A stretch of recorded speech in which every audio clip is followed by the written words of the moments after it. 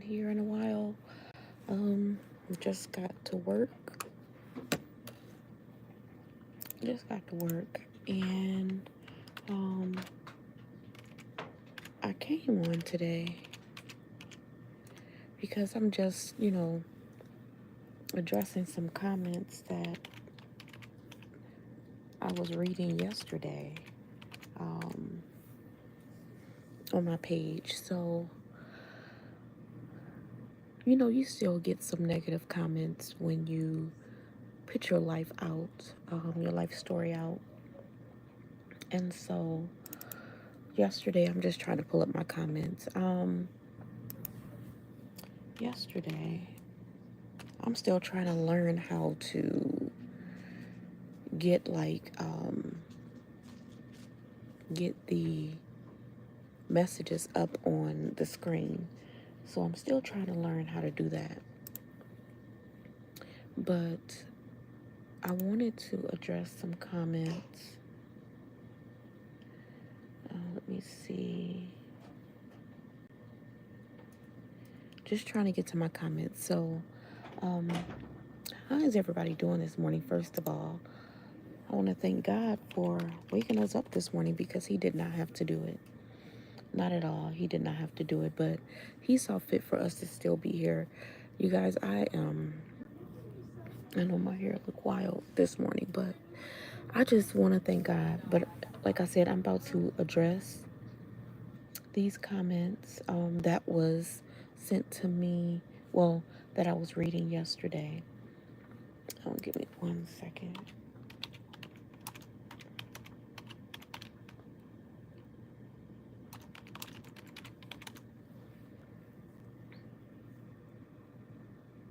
But one thing I do want to start with is um, a Bible verse, John 3:16. For God so loved the world that He gave His only begotten Son, that whosoever believeth in Him should not perish and have everlasting life. Another one is John 13:34-35. A new command I give you, love one another as I have loved you, so you must love one another. It don't bother me like it used to. When I first told my story about me having HIV, it doesn't bother me like it did before. 3 years ago, God told me to tell my story, and I did. I, started telling my story on YouTube. Then I started getting so many negative comments where I stopped. I was like, God, I can't do it. At the time, I was not strong enough. So I waited a while, and then He told me, hi, good morning, Takia. So then He told me, thank you for joining. So a few months ago, He told me that, no, this is your time. You have to tell your story. I thank God that I did, and I've been sticking with it because it's so many people that I've been helping. It's even so many, it's some positive comments, and then there's also a lot of negative comments, which I thank God that I know what the armor of God is. So I put that armor of God on me every single day. So what I'm talking about is God had put it on my heart to tell my testimony. So 3 years ago, I put my testimony out about me being diagnosed with HIV. And so a few months ago, I started getting so many negative comments to where I stopped doing it because I felt that I was not strong enough. And I just could not bear to hear those comments. People saying you're dumb, you're stupid, you got what you deserve. Like a lot of those comments that I was getting, and it bothered me. So I did not do it for a couple of years. I didn't. I stopped. I was like, no, I'm not doing it. Even though my business was already out there, I didn't care because I know who I am in Christ. And so a few months ago, he came back to me and told me that I had to do it. So I started on TikTok. I started telling my story. I came back on, my YouTube page and telling my testimony. I've been living with HIV for 25 years. And by the grace of God, I'm still here. It's nobody but God that has kept me this long. In 2020, I literally almost lost my life. I had not only HIV, COVID, COPD, asthma, and double pneumonia. That is just how the internet is sometimes, and sorry about them being doing that. Thank you, Bentley. Thank you so much. These positive comments definitely, uplift my spirit. And even though I'm already uplifted, like I said, I took a few years off because, I literally had to get in my word and pray and ask God to help me see myself and love me. Because during that time, I truly didn't love myself. I still didn't know who I was. But now that God has instilled that in me, and me reading my word, I know exactly who I am. So, so I started telling my story, and I'm glad I did because it's so many people that has said that I've helped, and they have family members who's positive, and now they're able to really talk to them about it. Because for so long I didn't, talk to anybody about it. I kept it to myself, and I was literally drowning in my own sorrow. I had my own self in bondage. And so as I began to tell my story, but like I was saying, in 2020, God spared my life because I was minutes from being intubated. I was put on a BiPAP machine, which is the machine that right before intubation. And so I remember the doctor coming in, and I asked him if I was going to die, and he said, let's just say it's going to get worse before it get better. And he walked out the room. And I literally felt myself wasting away. It was, I can't describe, I can't describe what I, how it felt. Like I don't know, but during that time, I just asked God to save me. I said, Lord, I said, if you just give me another day. I wasn't ready to leave my daughters. But when it's time for us to go, we have no control over it. But I thank God that He knew that this moment was gonna come. He knew that I was gonna tell my testimony. He knew that I was going to spread His word. And so when He gave me another chance, when I tell you my organs were starting to fail, they had to put a line in my groin area. Thank you, the random never fan. Thank you so much. And so they had to do all these things to save my life. I was still on the COVID floor, but I was rushed into the ICU unit. And I was in ICU for a minute. But then and this was in October of 2020. They didn't have any vaccines or anything out for COVID. Then in November of 2020, my mom had COVID, and unfortunately she passed away from it. And it's not a day that go by that I don't miss her, because during this whole time, my mom was by my side from the time that I went to the clinic and was diagnosed with HIV. I got diagnosed when I found out when I was 3 months pregnant with my daughter. And thank God she came out negative. But my mom was there with me the whole entire time. My mom never left my side, as I was in a hospital numerous of times with pneumonia, with double pneumonia, with meningitis. My mom was there the whole time. And, the hardest part was me not being there physically with her when she was battling COVID. We were able to see her on the iPad. They had to put her in an induced coma. So I was praying that she was able to hear us. I'm sorry, I can't imagine that. I'm happy to see you're alive and doing well. Thank you so much. I'm grateful for my life too. You just don't know how grateful I am. But I tell my full testimony on my YouTube page.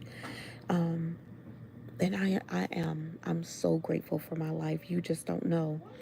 Each and every day, each and every day, I thank God, and I wake up and I thank Him for just loving me. I thank Him for loving me because He did not have to keep me, and He know that each and every day He wake us up. It's a day that we have to please Him. We have to do something to please Him every day, whether it's giving a good gesture to somebody, helping somebody with monetization, with helping them physically, doing something that's pleasing God. We have to do each and every day. But He has been so good to me. That's why I come on my live. That's why I tell my testimonies, because my testimonies is not for me.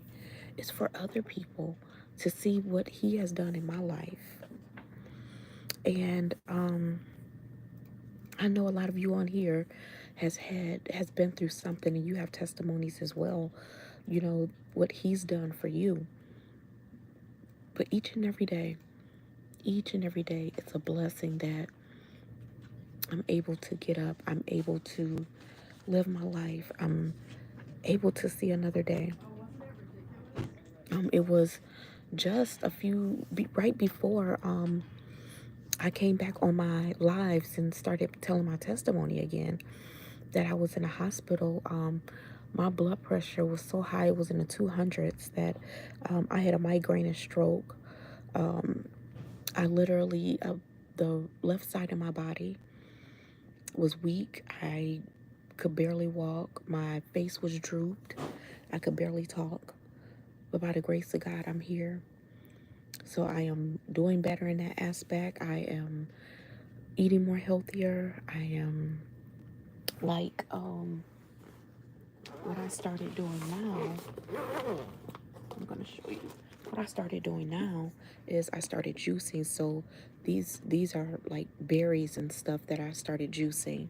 And then this is the vegetables, fruits and vegetables that I'm juicing. So I said, I'm not just talking about health, and I'm not just saying how good God is, but I'm changing my life physically as well, not just mentally, not just spiritually, not just emotionally, but also physically, because I want to live here longevity. I know that this HIV is controlled. I know that I'm going to be healed. And it's whether on this side of the earth or the other. I know that I'm going to be healed.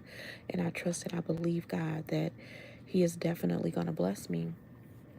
But it was, let me see. I'm trying to get to the comments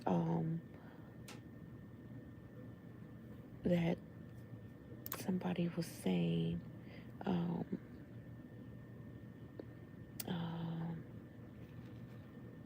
let me see. I'm trying to see. I'm sorry, guys. I should have had it up. But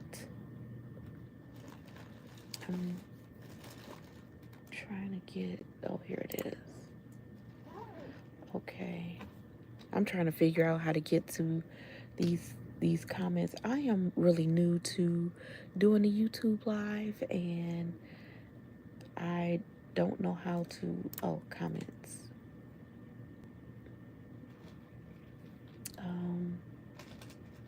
I'm trying to, yesterday I was able to see a lot of comments, but one of the comments was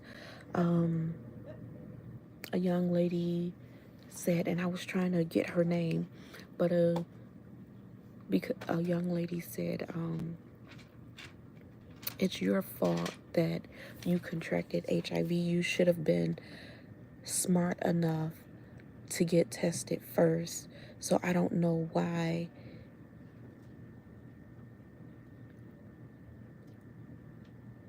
I don't know why you, something about, I don't know why you put your story out or something like that by, something like that. I don't remember. Good morning. I don't remember like every detail. I was trying to find the comment. But the thing is, yes, I did have a choice. Me, hi. Oh, hi. So, I did have a choice, and we all have choices. And the thing is, when I first got into that relationship, me and the guy that I was dating at the time, who was my daughter's father, who turned in. Okay, so I'm going to get into that, but I want to do one step at a time. So when we started talking, um, I knew him from high school, and because I knew him from high school, I really thought that I was safe, right? I really thought that I was safe, and when we started talking, he had a daughter. His daughter and my daughter was a year apart, so we already had a child before we got together. And so, good morning. Hi, Nancy from Dallas. Good morning. So, when we got together, it felt like I knew him, as we started talking, and, he was just so nice. When I tell you this relationship felt like a fairy tale, it literally felt like a fairy tale. I cannot describe how nice he was, how kind he was, how open he was to just listen to everything that I was going through. And then he was talking about himself. Not once did he ever tell me that he had HIV. Now, me, if I was not, if I knew that I was going to get into a relationship with someone, I would immediately tell them, my status. Now they say you don't have to if you're on your medications and you're undetectable. But me personally, that's not me. I have to tell you, because if I'm getting into a relationship with someone, I want to be honest with them. If they decide they don't want to deal with me because of my status, that's fine. I know that's not the person that God wants me to be with. That is fine. But I'm not going to do anything to harm someone's life. I'm not going to do that. Yes, and you know what, Nancy? I was very ignorant about that back then because, to be honest, I was not sexually active like that. I had a relationship with my oldest daughter father, which it did not work out. And then I got into a relationship with my daughter father, who I contracted HIV from. So, because, I was with my oldest daughter father, never contracted anything, I just felt like I was safe. I felt like I did not have to do that. That was just me. And I'm just being honest and transparent on the way that I was thinking. Now, everybody don't think like that, but this is just my story. So I can only tell my story. And so I did not think about getting tested because I felt safe with him. Now, and then a lot of people, it was a few people were saying, why did it wait? Why did you not find out until you was 3 months pregnant that you had HIV? And I'm writing my book, HIV to God, so it's almost finished.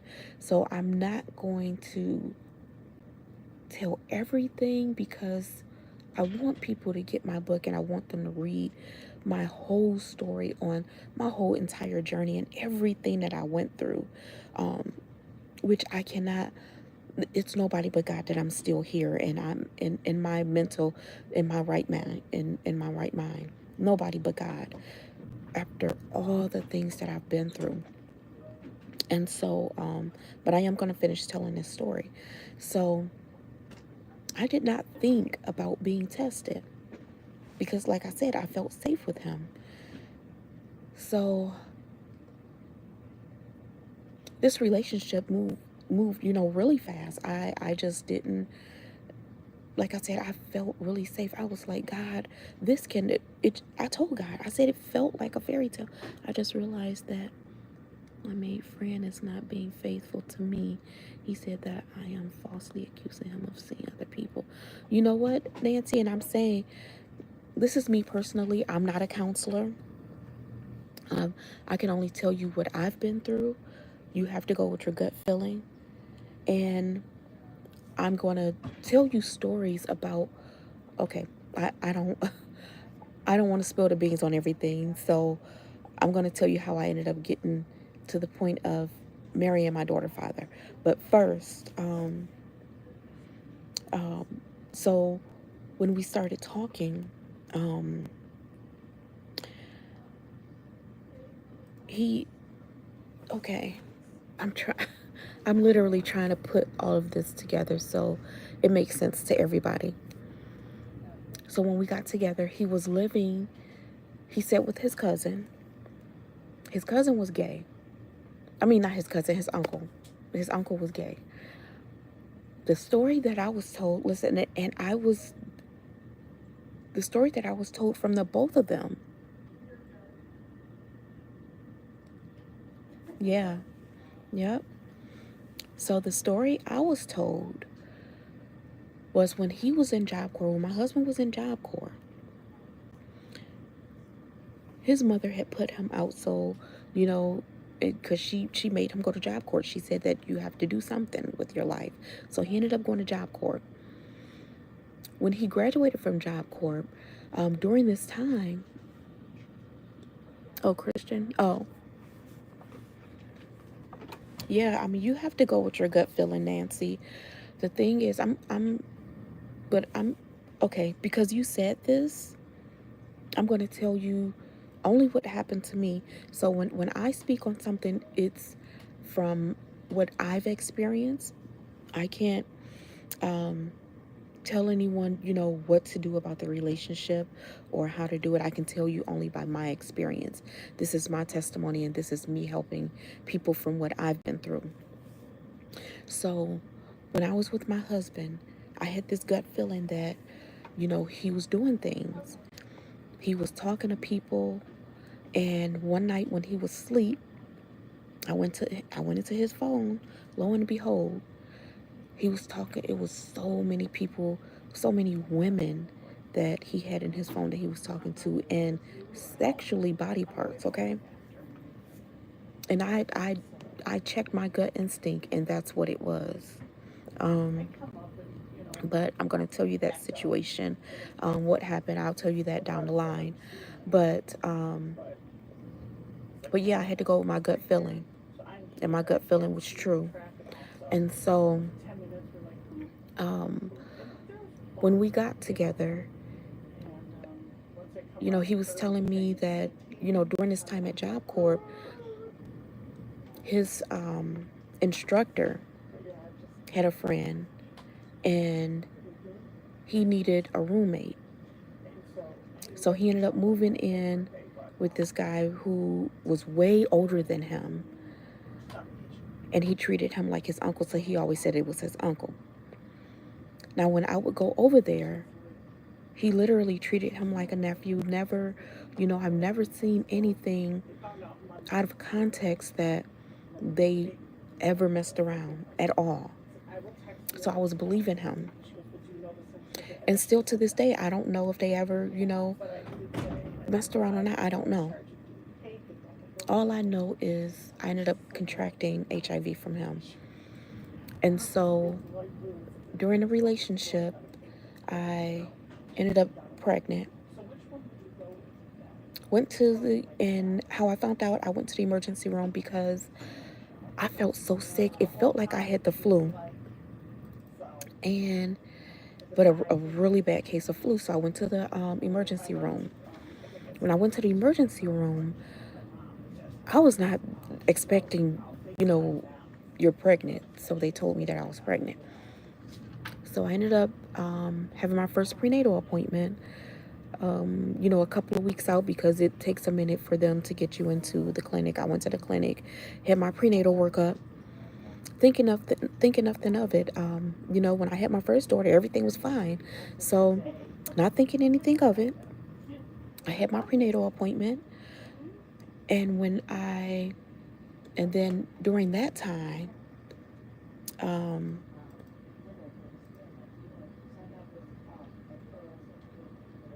I think I had missed one appointment out of my whole pregnancy. I missed one appointment because of transportation. And so I ended up getting into this agency where they would, pick you up and drop you off for your appointments. And so I had missed one appointment. During that time when I missed my appointment, so when I went to the doctor and found out I was pregnant, I was already 8 weeks. Thank you very much for having this live stream this morning. You're welcome, Nancy. So I was already 8 weeks pregnant. Now let me mind you, 8 weeks is 2 months. So then I had missed my other appointment. I missed my first appointment. So I had to wait to get in for my next appointment. During that time, I had my prenatal workup.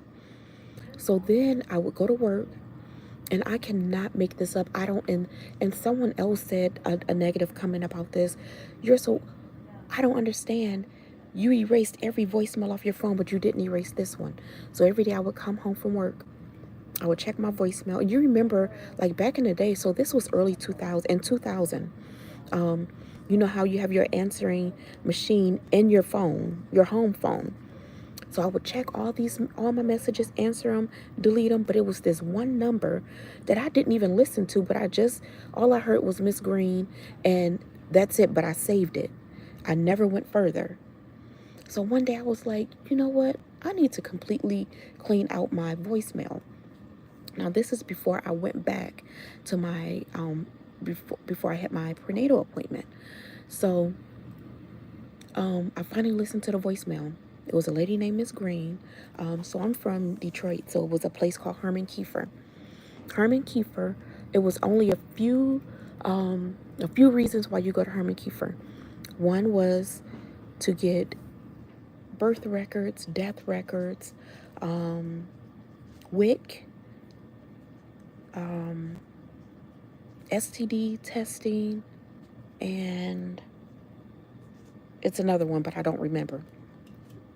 So I'm thinking to myself, okay,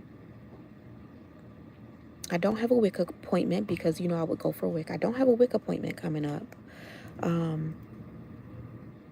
I don't need a birth certificate, not a death certificate. And I'm like, I feel fine. I don't have a STD. So this is what's going on. This is what's going through my mind as I'm thinking about this. So I call Miss Green, and she asked me my name. She verified everything. And so I asked her what it was regarding. She said she couldn't tell me over the phone. And so I'm nervous. I'm like, Lord, I'm nervous. I don't know what's going on. And so the clinic never called me and said anything was wrong. So she asked me, and I remember it like it was yesterday. It was a Thursday because she asked me if I could come in on Monday. And I'm thinking like, no, I got to go through the whole weekend thinking about what's going on. I asked her, I said, can you please get me in tomorrow? I said, because I don't want to go through the weekend, worrying and stressing out. And so she got me in on Friday. I told my mom what was going on. So I had told my mom what was going on. She said she was going to go with me. We ended up going there. She had my mom and my daughter wait in the waiting room. I go into her office. And when I go into her office, she told me I can have a seat. So at first I was standing. I was nervous. I just did not know what to expect. So she looked at me, and like she had these tears in her eyes. And she said, I don't know how to tell you this. She said, but you're HIV positive. And I literally screamed at the top of my lungs. I knew everybody in that building probably heard me. I screamed at the top of my lungs. I fell to the floor. She ran out to go get help because she knew that I was pregnant. And she went and got a nurse. The nurse came in and she was like, she was like, can I tell her? Because, it's confidentiality. And I just shook my head, yes. And so she said, I just gave her the news of her being HIV positive. She said, she's pregnant. I don't know, I don't know what to do. She said, I've never seen anybody handle this news like this before. When I tell you, my mom ran down the hall with my daughter, holding my daughter. My daughter was 2.5 years old. So, holding my daughter. And my mom fell to the floor with me, and I just screamed at the top of my lungs. I was crying so hard. I couldn't even tell my mom. And I looked at my mom and I looked at my daughter and I told them, I was like, I'm sorry. Not knowing, really about HIV, I thought I was going to die within the next few days. Like, I did not know. I was literally illiterate about HIV. And so I just kept telling my mom, I'm sorry. I was looking at my daughter. She was 2.5 years old. And I did not know that I would be here like this long. But by the grace of God, everything that I've been through, all the sickness and everything that I've been through, I'm still here. And so I told my mom, I was like, you're not gonna love me anymore. You're not gonna want to be my mother anymore. And she looked at me, not even knowing what was going on. She said, it's nothing in this world that can stop me from being your mother. Nothing in this world. And she just hugged me. My mom hugged me so tight, and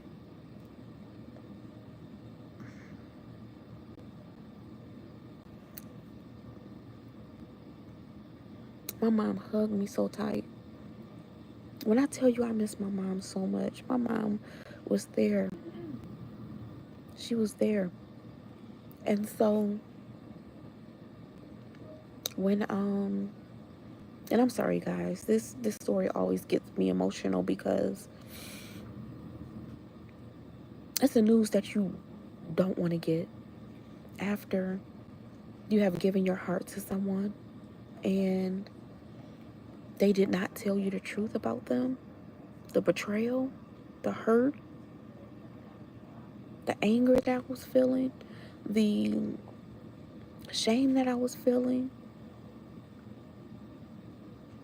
It's so it's something that I can't describe.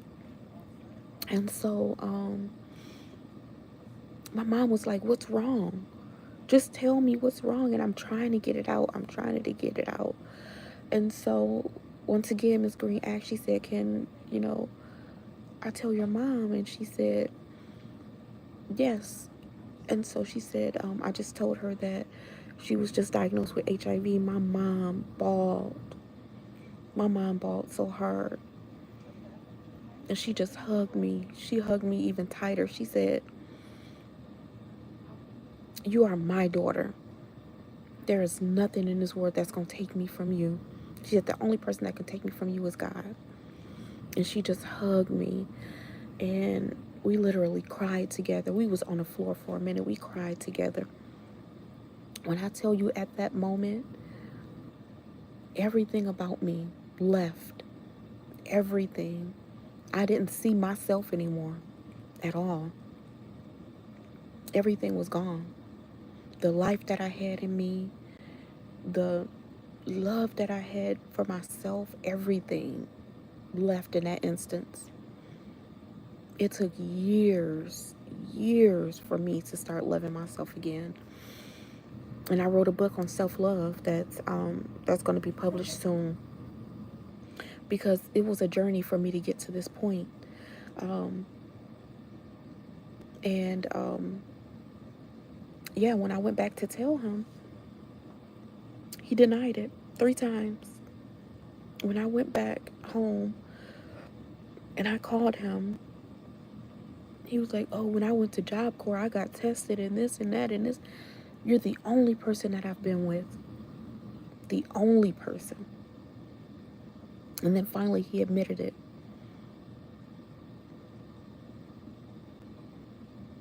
So addressing that comment, that's how I ended up contracting HIV, because I put my trust in someone that I truly loved and truly cared for, and who I thought truly loved me. So that's how I got to that point. Um, and if, people still don't understand, I don't know what else to say. I can only tell my truth, and how I got to that point. But I tell a lot more of my, like I said, I tell a lot more of my full testimony on YouTube and my journey and things like that. So yeah, if you can subscribe to my page and just follow me, and continue to support me, during this journey. I would truly love that. I have always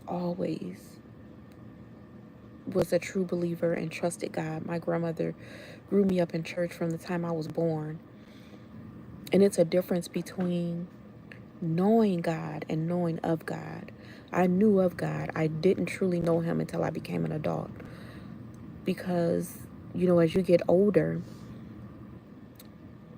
a lot of times when you really don't want to go to church, but you're forced to go every Sunday at my grandmother's house, because my grandmother raised me, because my mother was on drugs when I was young. My mother was always there, though. And when I became an adult, my mom moved in with me, um, to help me and things like that with the kids. And so me and my mom always had a bond growing up. But, my grandmother raised me. And so, like I said, my mom passed away in 2020 from COVID. My grandmother passed away a year and 10 days from my mother in 2021.